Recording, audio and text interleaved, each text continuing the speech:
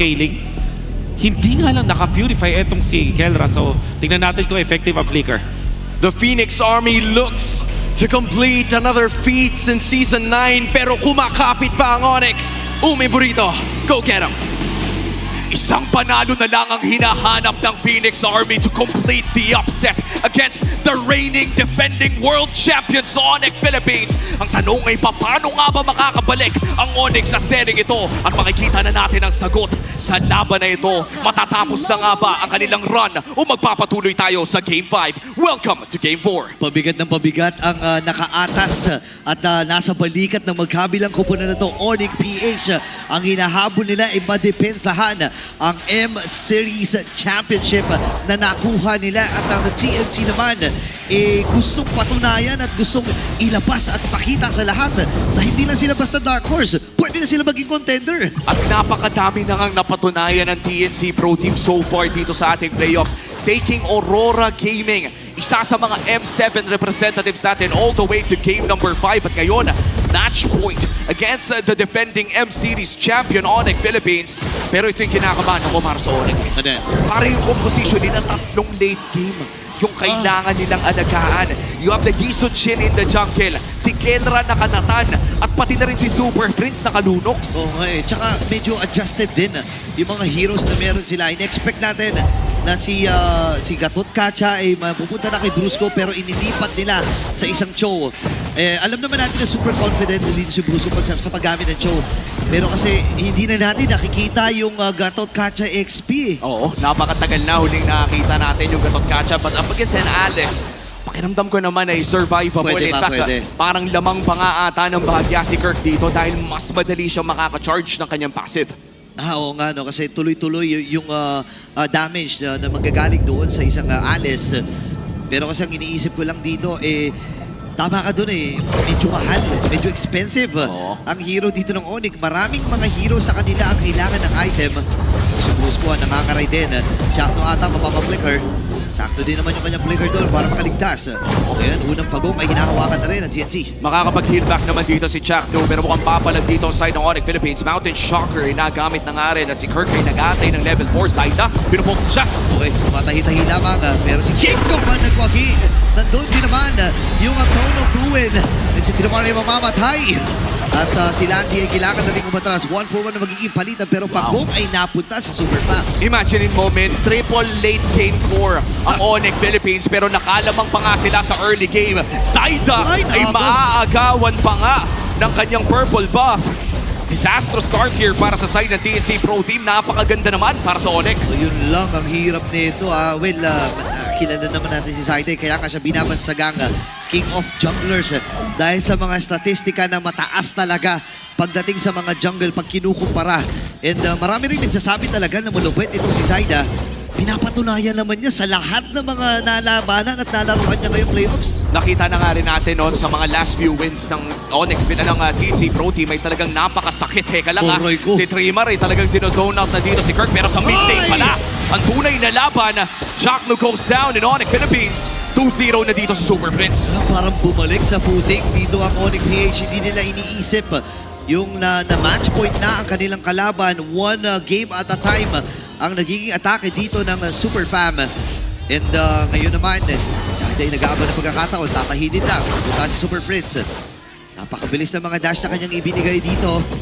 Pero kinakalmahan pa rin ng TNC. Hindi sila basta nagmamalalim. Oo, Onyx Philippines no playing it safe after getting those early wins. Alam nila na sapat na yon para maging mas maaga ang kanilang late game scaling. For Onyx Philippines, no, katulad na lamang nung sinabi ni Wolf kanina doon sa ating panel na kailangan talaga maging maganda ang early game ng Onyx Philippines dahil nga nakasalalay dito yung tinawag na nga rin nating napaka-expensive na trio with the Nathan Lunox and Gisun Shin. Oo, napakamahal talaga. No? Kailangan umipon at nakakaipon na nga pa unti-unti. Very cutie. Wala siyang magawa kundi tinigan lang na inuubos yung platings doon. Chakno ay nagpakita na rin. Sakit ng mga normal hits. AOG ay nagamit ni Kirk. So hinahawakan na rin ng TNC itong ikalawang pagong. Oo. At papunta rin ang Onyx. Maganda ang pwesto dito no, ng side ng TNC but Mountain Shocker reveals the destination. At si Brusco makakahanap ng Lancelot! Oh my goodness! Nandun na rin yung Throne of Ruins. at namaalam na kagad si Zaida. Ngayon, lalaban pa ba dito ang TNC? Atras muna sila, Brilliance from Lancy. At aray ko po, napaka-upde! Super Friends, ladies and gentlemen, with a kill! Grabe, snowball is real. Para dito kay Super Friends, 3-0 sa kanyang Lunox. Kung nagpapa-MMR ng Lunox kanina, si Lancy ang sagot dito ni Super Friends ay ako rin naman. Oo, talagang mabenta na itong Lunox na ito kasi nabanggit ni Wolf kanina, marami kasi talagang isinasagot itong Lunox, lalo na double fighter na nagiging setup and mostly ng mga fighters natin ay talagang countered ng isang Lunox. So, ang ganda na naging atake dito ng TNC. Actually, inagaw nga nila yung sa first phase pa lang ng draft, yung Lunox na pwedeng sana gamitin ng TNC, ano? And for TNC Pro Team, bibilang din lang kasi yung mga nakikita nating heroes eh. Katulad na naman ng Valentina at Lunox, yun yung dalawang mid lane na nakita natin sa laban nila against Aurora kahapon. At ngayon, nakikita naman natin na ginagamit niya ay Lunox majority pero paminsan-minsan ay sumisipat ng Zushin. At ngayon naman yung Valentina pero mukhang si Benny QT, no? Mapepwersa ang entropy pero mukhang makikita siya ng bangka. Naku po, si Benny ay namatay na kagad. Papasok din si Trimar with the Throne of Ruins. Pero nandun lang yung Traceless na sipa na naman si Zaida ni Brusco. And Super Prince ay nakakuha na naman ng kill. Trimar, pipilitin niya sana kabuti nito si Super Prince. Buti na lamang ay nandun yung Jet Kundo mula kay Brusco at naprotektahan niya ito. Oo, nakatakas naman with the Blood Flame and another entropy na nagmumula dito kay Kelra. Nag-iinit na nga, sumasakit na yung late game trio na meron dito ang Onyx Philippines. This is very surprising kasi kung early game ang usapan, dapat talaga ay lamang ang TNC Pro Team pero maaga itong naisagot ng Onyx Philippines. Nakakabaliw na performance ang ipinapamalas ng Onyx PH dito. Napaaga talaga lahat ng mga kakailanganan ng oras dito sa Super Fam. Ngayon naman ay nakakabasag na rin ang Torres sa ibaba itong si Kelra. Ang buong ay magagawa. Nakasipa na naman din si Bruce Juan. Si Trimar ginunaw na kagad nila! Grabe yun! Wow! Piruin mo yung alis na pinakamakunat na miyembro ng TNC Pro Team ay pinikwasan ng 5. Super Family secures 3 turtles in this game. Dadagdagan pa nila ng Torre at mukhang pupunta pa sila sa top para dumipensa. Wow, bumalik na naman ang gigil na Super Fam, ang Onyx PH. Pinapaalala nila na baka nakakalimutan nyo kami ang M6 champs. Yung dinaanan namin na M6 World Championship, hindi kami natalo kahit isang beses dun. Napakalinis ng buhay ng Onyx Philippines doon sa M6 World Championship and trying to return to the M Series ay narito sila ngayon sa lower bracket trying to defend and extend this series to game number 5. Dito natin makikita na kahit sabihin na natin mahirap ang serye na ito ay masaya pa rin at masakit pa rin maglaro ang Onyx Philippines. Oo, nalala ko, isa rin sa mga highlighted hero nila doon is the Cho na ibinibigay dito ni Brusco. Papasok ngayon. Oy! Nasipa na naman! Ito si Chuck, natulong na mabilisan mula dito kay King Kong. At kailangan na mag-brilliance ng mabilisan ni Lancy. Atras muna sila dito. Brusco nag-aabang na naman ang pagkakataon. And this time ay si Zaida namatay. Wow, napakaaga pala ng ating laro rito. 8 minutes in at kumakatok na agad sa inhibitor turret ang Onyx Philippines. 7K ang kanilang kalamangan in an 8-minute game. Nagising na nga ang Onyx Philippines going in for another composition na tinatawag nating greedy.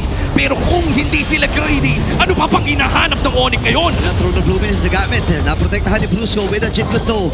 May mga books na binibitawan din si Kelra. Hahawakan na naman ni Lancy yung brilliance. At hindi makahanap ng solusyon ang TNC. Magbabasag na naman ng Onyx PH at tumulobo na ng tuluyan ang halamangan nila. 8K na ito, pre. Hindi na makapag-farm sa loob ng sariling jungle si Zaida. Onyx Philippines, kinukulong na ang TNC Pro Team sa sarili nilang base. Yes, may Holy Shields pa sa gitna. Pakiramdam ko sa ganito malaking kalamangan na hawak ng Onyx Philippines ay hindi na pwedeng basta-basta pumalag ang side ng TNC Pro Team sa upcoming first turn of the game. Mahirap ito. Alam nila na medyo gap pagdating sa sa items itong si Zaida. Tuloy-tuloy lamang ang Super Family sa pagkuha ng mga objectives na malapit sa kanila. Nakita yung si Brusco ni Chakno. Si Zaida rin ay natagpuan doon sa push pero nadisipa with a recall at na yung AOG at hindi na naman nakagalaw si Chuck. Tutuluyan na nila itong Lord. Dinaan na sa micro pare Goy. I would say, flicker play mula dito kay Brusco para ipadala si Chakno sa harapan ng Onyx Philippines. Nakita natin kung gaano kabilis na tunaw ang roamer ng TNC Pro Team. Kahit sinong masipa ni Brusco ay kayang tunawin ng Super Family. Mabilisan na talaga eh, lalo na snowball yung Lunox mo. Si Kelra ay nakaipon na rin ng item, ganun din naman si King Kong. Lord ay nasa itaas na bahagi. Ngayon, nag-check na rin ng mga push itong si Kirk.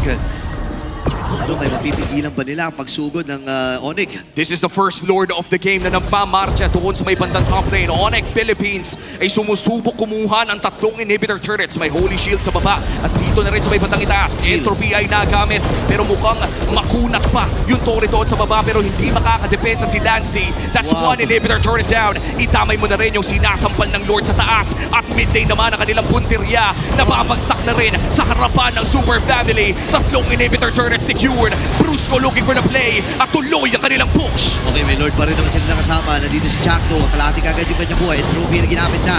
Natutulak or pinagtutulak yung mga member ng TNC Pro Team. Pero tuloy-tuloy lamang si Kelra!